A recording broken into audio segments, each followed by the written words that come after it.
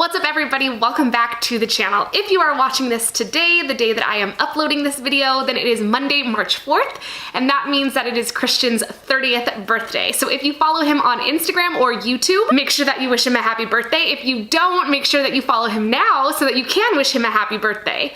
We are going to be spending the weekend, beginning of the week, in Santa Cruz, and I'm so excited just to honestly go on vacation.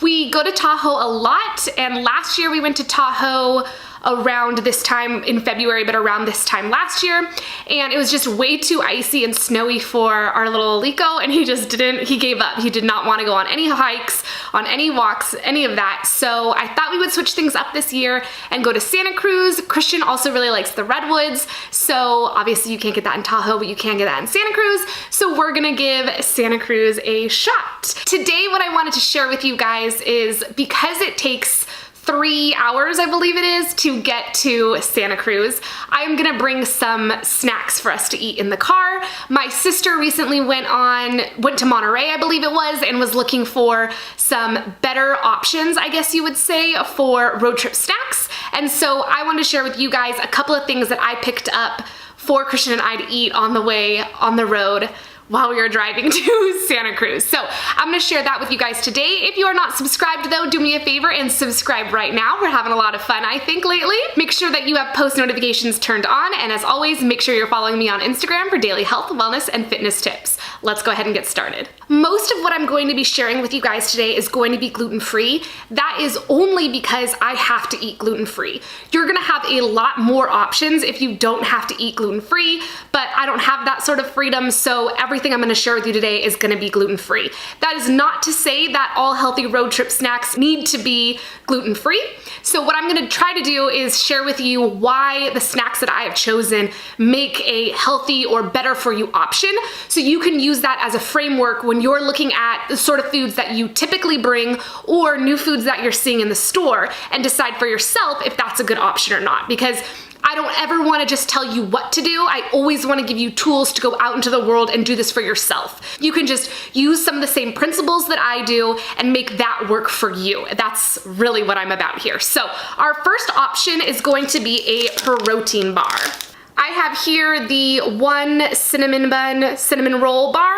I actually haven't been eating protein bars too much, just because they're not too high volume of a food. Obviously, like, this is pretty small, but to have a protein option on hand when you're driving in the car. Also, this is really easy if you are the driver to eat in the car.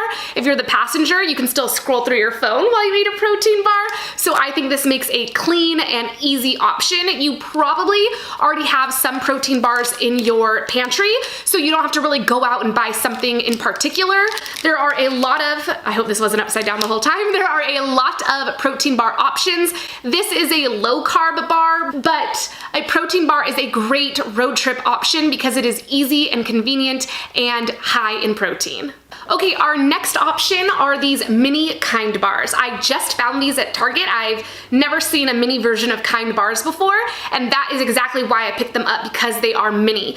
A Kind bar has roughly 15 to 20 grams of carbs in it, which is not a ton. Any kind of snack or food option that has 15 grams of carbs or less is pretty safe on not going to be too wild of a food that then you're going to have to reorganize the rest of your day around it.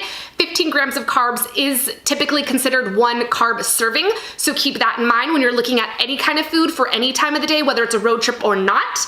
These bars, however, are only 8 to 11 grams of carbs. There's 2 different flavors in here, so 2 different macronutrient breakdowns. What I really like about these foods too, and this goes back to the protein bar, is pre-packaged food gets a bad rap.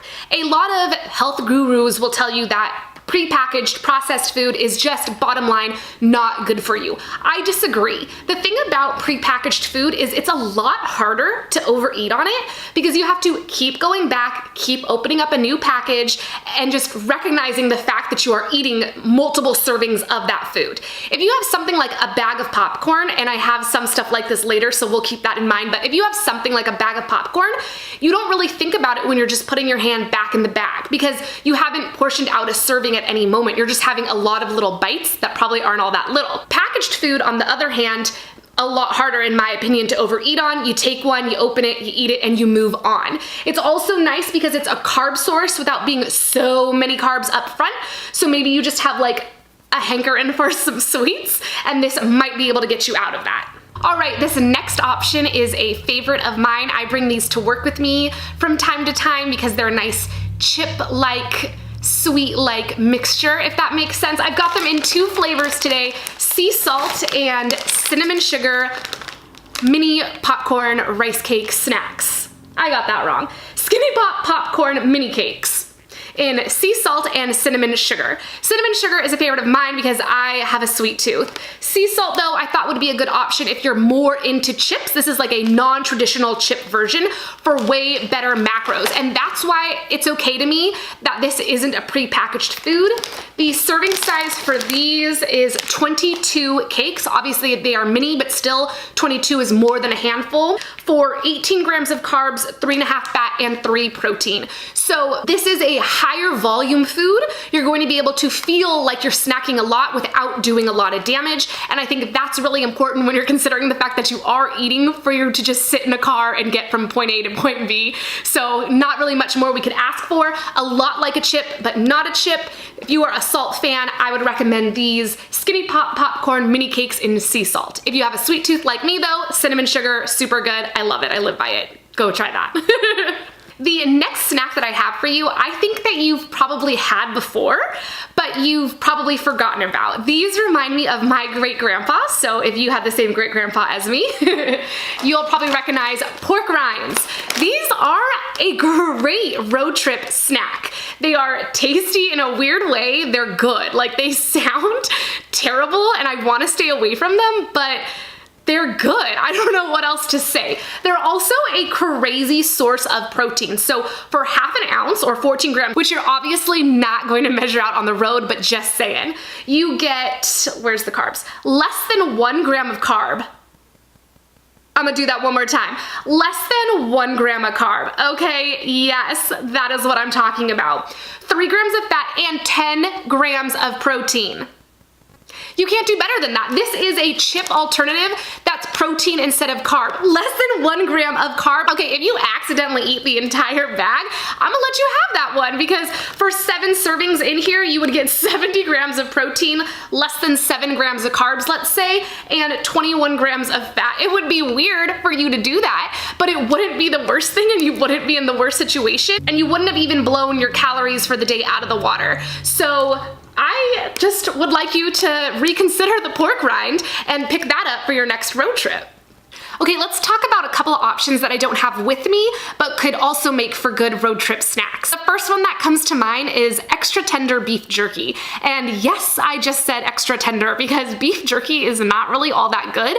It is jerky and tough, but extra tender is a lot more manageable and I would even dare say good. It's also very high in protein and very low in carbs. It also requires a lot of chewing, which can be good if you really are hungry or just having cravings. Chewing and satiety tend to go together, so beef jerky can be really good for that.